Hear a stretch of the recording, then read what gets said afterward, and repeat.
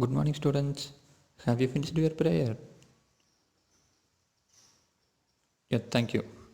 நான் ஒரு நல்லாசிரியர். நான் உங்களுக்கு தாயாகவும் தந்தையாகவும் இருந்து முறையாக அன்போடு கல்வியை போதிப்பேன். நான் ஒரு நல்லாசிரியர். நான் உங்களுக்கு தாயாகவும் தந்தையாகவும் இருந்து முறையாக அன்போடு கல்வியை போதிப்பேன். நான் ஒரு நல்லாசிரியர். நான் உங்களுக்கு தாயாகவும் தந்தையாகவும் இருந்து முறையாக அன்போடு கல்வியை போதிப்பேன்.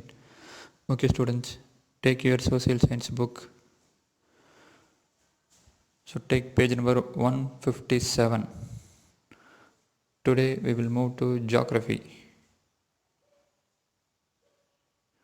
So in geography, the first lesson that deals with the lithosphere. So what does the word lith denotes? So you studied in history itself. So lith means rock. Yeah.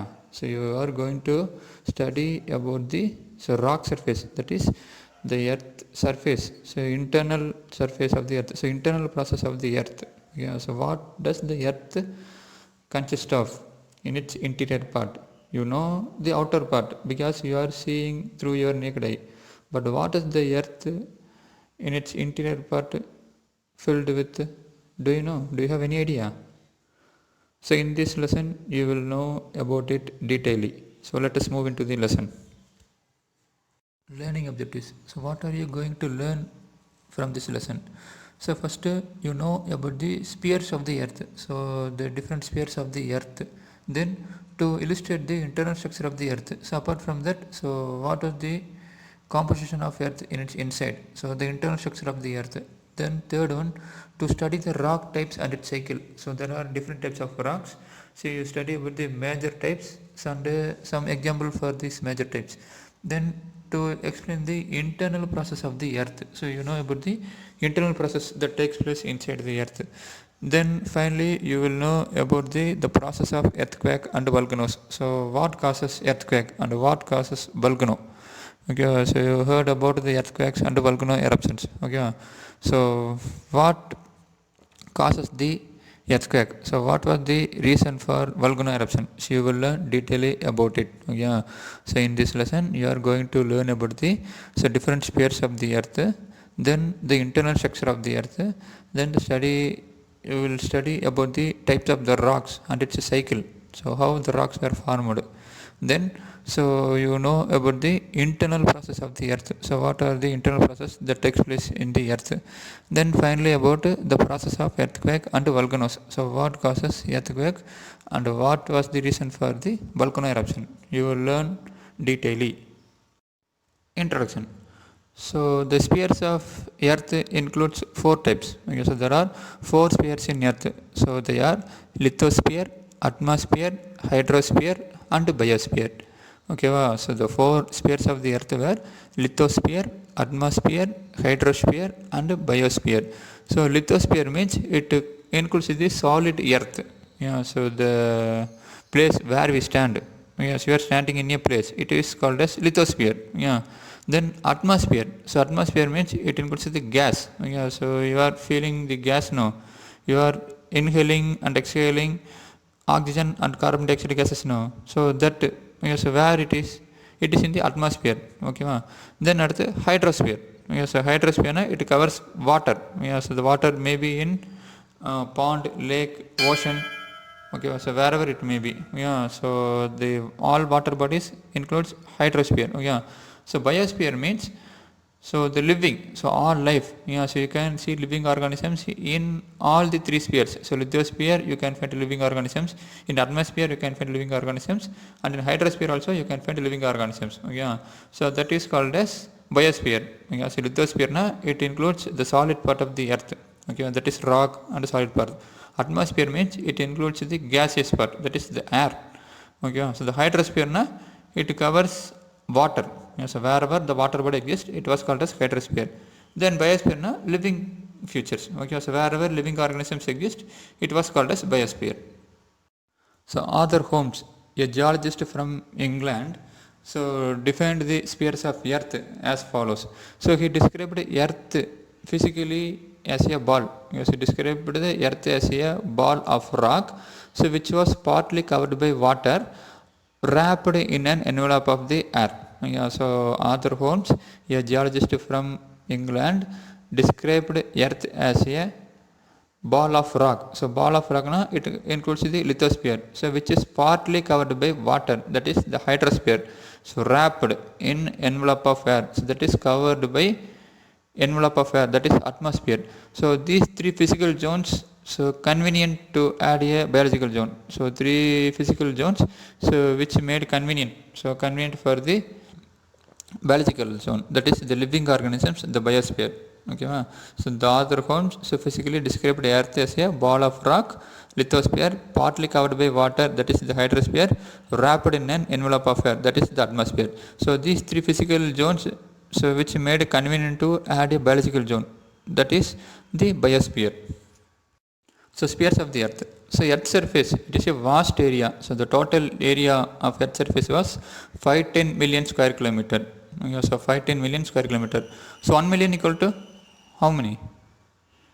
Yeah, 10 lakh. Okay, so 510 million square kilometer means, so approximately 51 crore square kilometer. So where the four spheres of the earth interact. So in this 51 million square kilometer, so the already told four spheres of earth were interact.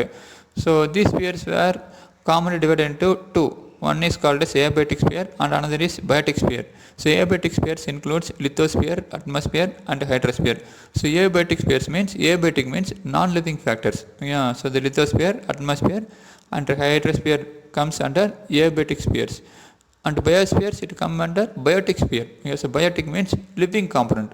Okay, so both abiotic and abiotic constitute the planet Earth. Yeah, so Earth includes both abiotic and biotic spheres. So both living and non-living. So there is no other planet, so which includes both abiotic and biotic. If you go to other planets, it includes only abiotic. So there is no biotic spheres. Only in Earth we have the biotic spheres. So it supports, so the Earth only supports the living organisms. Then structure of the earth. So if the outer surface, so the surface which you saw, and the inner core of the earth, so which you can't saw, is totally different in their nature and structure. Yeah, so don't think the internal structure of the earth is same as like that of the its external structure. It is totally different. Yeah. So the structure of earth is interior is divided into three. Yes, the structure of the earth's interior was divided into three. So the crust, mantle and the core. So the crust, mantle and the core. Yeah. So how about the spheres of the earth was divided? Yeah, lithosphere, biosphere, hydrosphere, atmosphere. Yeah. So in this, so which one is called as abiotic sources and which one is called as biotic spheres? Yeah, abiotic spheres, na, it includes lithosphere, hydrosphere, atmosphere. Biotic source, na, biosphere. So very good. So the sphere of the earth. So the lithosphere. So it is the solid outer part of the earth. Lithosphere, solid outer part of the earth. Atmosphere, thin layer of gases that surrounds the earth. So atmosphere, na, the thin layer of gases, that is the air that surrounds the atmosphere. Then hydrosphere, so watery part of the earth's surface. So water, wherever water exists, it is called as hydrosphere. So it includes oceans, rivers, lakes and even water vapor also. Okay, so the watery part of the earth's surface includes oceans, rivers, lakes and water surface. Then biosphere, so layer of earth where life exists. So wherever you can see any living organisms, that is called as biosphere. So living organisms may exist in lithosphere, maybe in atmosphere or in hydrosphere. Okay, so living organisms not only include macroorganisms, it includes microorganisms also. Okay, so you can see microorganisms in all the three spheres. Okay, so also macroorganisms also. You can see living organisms in air, in water and also in solid part. Okay, the crust. So the outer layer of the earth, so where we live, is called as crust. So it is considered as the skin of our earth. Okay, so the outer layer of the earth, so in which we live, was called as, so the crust. So it is like the skin of our earth. So the thickness of the crust is, so 5 to 30 kilometer. So the thickness of the crust is, so 5 to 30 kilometer. So it was classified as a continental crust and oceanic crust. So crust was classified as continental and oceanic. So it is the solid and rigid layer. Yes, it is the solid and rigid layer. So the thickness of the crust was greater below the continent than the ocean floor. So when you compare continental crust with oceanic crust. So the thickness of the continental crust is more. Yeah. So the maximum thickness is up to 30 kilometer. Yeah. So the maximum thickness of the continental crust is up to 30 kilometer. Yeah. But the oceanic crust was not that much thick, so it was thinner than the continental crust. Yeah. So that is the continental crust are more thick. Yeah. So the place where you stand, that is called as continental crust. Yeah. So oceanic crust, so that covers the ocean part. Yeah. So the thickness of the continental crust is more than oceanic crust. Okay, ma? The crust. So the outer layer of the earth, so where we live, is called as crust. So it is considered as the skin of our earth. Okay, wow. So the outer layer of the earth, so in which we live, was called as the crust. So it is like the skin of our earth. So the thickness of the crust is 5 to 30 kilometer. So the thickness of the crust is 5 to 30 kilometer. So it was classified as a continental crust and oceanic crust. So crust was classified as continental and oceanic. So it is the solid and rigid layer. So it is the solid and rigid layer. So the thickness of the crust was greater below the continent than the ocean floor. So when you compare continental crust with oceanic crust, so the thickness of the continental crust is more. Yeah. So the maximum thickness is up to 30 kilometer. So the maximum thickness of the continental crust is up to 30 kilometer. Yeah. But the oceanic crust was not that much thick, so it was thinner than the continental crust. Yeah. So that is the continental crust are more thick. Yeah. So the place where you stand, that is called as continental crust. Yeah. So oceanic crust, so that covers the ocean part. Yeah. So the thickness of the continental crust is more than oceanic crust. Okay, ma? So the major element of crust, that is the major chemical composition of crust, was Sial and Sima. Yeah. So the major element of crust was Sial and Silima. Yeah. So Sial means it includes silica and aluminium. So silica Si and aluminium Al. So shortly called as Sial. And Sima, so silica and magnesium. So the major composition of the crust was Sial and Sima. That is, it includes silica, aluminium and magnesium more in its layer. Yeah. So the crust consists of silica and aluminium and magnesium. So the mantle, so the interior part beneath the crust, that is interior part below the crust was mantle. So it is 2,900 kilometer in thick. Yeah. So the mantle of the earth is 2,900 kilometer thick. That is, so among the three layers of the earth, so the mantle is more thick when compared to crust and core. Okay, wow. So if you see the earth layer, so it was mostly occupied by the mantle. So if you take mantle, the upper part remains solid. Yeah, so the upper part acts as a rock. So it's look like a rock and remains solid. But if you take the lower part, so they are in molten form, so which was called as magma. Yeah. So this magma only emerge out during volcano eruption. Yeah. So during volcano eruption, you can see some fire like water. Yes, fire like river. Yes, the fire flows like river. Okay. So that is nothing but magma which emerges out during volcano eruption. So during volcano eruption, you can see some fire ball like, so fire like river, no. So that is nothing but magma. So magma is the molten rock form that is found in the mantle. So that is in the mantle which comes out during volcano eruption.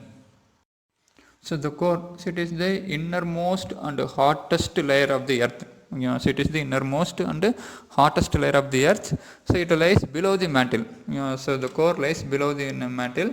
So it mainly composed of nickel and iron. So shortly called as knife. So it is mainly composed of nickel and iron. So shortly called as knife.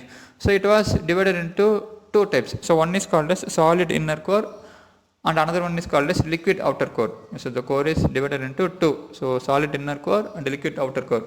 So how was the crust divided? Yeah, oceanic crust and continental crust. Yeah, so mantle was divided into upper mantle, lower mantle. So likewise, core was also divided into inner core and outer core. So solid inner core and liquid outer core. Okay. So the already we saw that the core mainly composed of iron, yes, nickel and iron. So the presence of large quantities of iron in the core is responsible for Earth's gravitational force. So Earth, we experience a gravitational force now. Why means it is because of the presence of large quantities of iron in the core. Yeah. So the Earth rotates on its own axis. So Earth revolves around itself on its own axis. Okay. So since the Earth rotates on its axis, the liquid outer core spins over the solid inner core and generates the Earth's magnetic field. Okay. So if you place the magnetic compass, so north south direction magnetic compass, no. So if you place it, means so it turn automatically north south direction. So you will learn it in physics, okay, as a physics subject. Yeah. So it is because the rotation of Earth, so due to the rotation of Earth, the liquid outer core spins over the solid inner core and generates the Earth's magnetic field. So why the magnetic compass so turns in north south direction means, so because the rotation of Earth, so the liquid outer core spins over the solid inner core and thus generates the Earth's magnetic field. Yeah. So due to high pressure, so the materials in the inner core are unable to move and hence remain solid. Yeah, so the core is divided into two, solid inner core and liquid outer core. So why the inner part of the core is solid means, so because of the high pressure. Yeah, so because of the high pressure, so the inner core is solid in nature, while the outer core so is liquid in nature. So this picture simply recall what you learned in this class. Okay. So the crust is where we live and it is formed of plates. Okay. So that is different plates, Eurasian plate, African plate, North American plate, Pacific plate, etc. No. So the crust where we live is formed of plates. Then the mantle, mantle. So the mantle is the molten rock, so that moves the plate. So the plates are moving. So that's why the earthquake occurs. So different based on the continental drift theory. So why does the plates move means? So because the mantle is composed of molten rocks. Okay. So if you place anything over the molten object means it may float. So if it is the mantle is a rocky surface means, so the crust won't move. So the plates in the crust won't move. But the mantle is in molten state. So that pushes the plates to move. So that pushes the plates to move.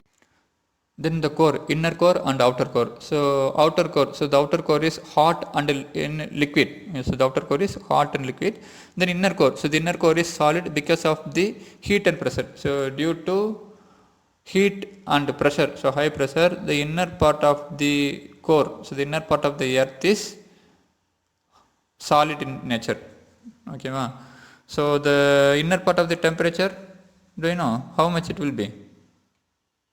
Yeah, 6000 degrees Celsius. Yeah, so it is almost equal to sun's atmospheric temperature. Yeah, so the inner part of the earth, the interior part of the earth, that is the temperature in inner core of the earth was 6000 degrees Celsius. Yeah, so if you go under the earth, so if you go beneath the earth means, so the temperature is increasing. So the temperature is increasing. Okay, if you reach the interior part, so that is inner core means the temperature is 6000 degrees Celsius. Okay, students, thank you. So if you have any doubt, so just contact me. So this lesson is very easy and interesting to learn. Okay, so do your homework. So thank you.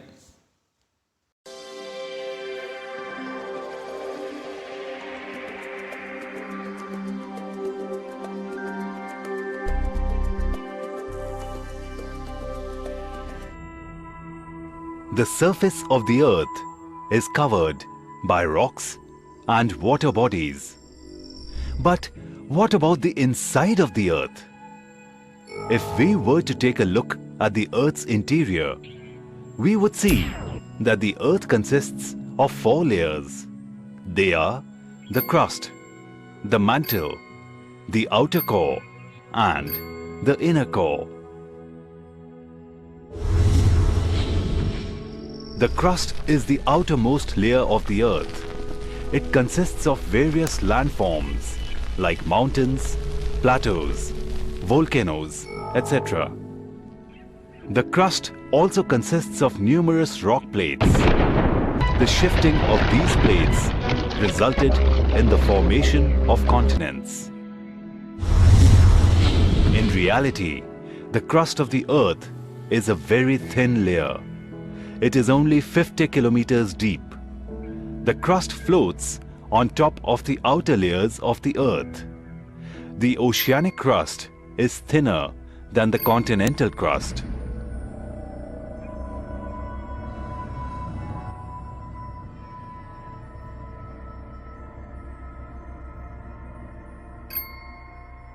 The mantle forms the main mass of the earth. It is the layer just under the crust. It extends from Moho's discontinuity to a depth of about 2,900 kilometers. The mantle is a partly molten layer and can have temperatures reaching to 4,000 degrees Celsius. The upper layer of the mantle is called the asthenosphere. The hot magma from the asthenosphere travels to the surface of the earth and escapes as lava from volcanoes.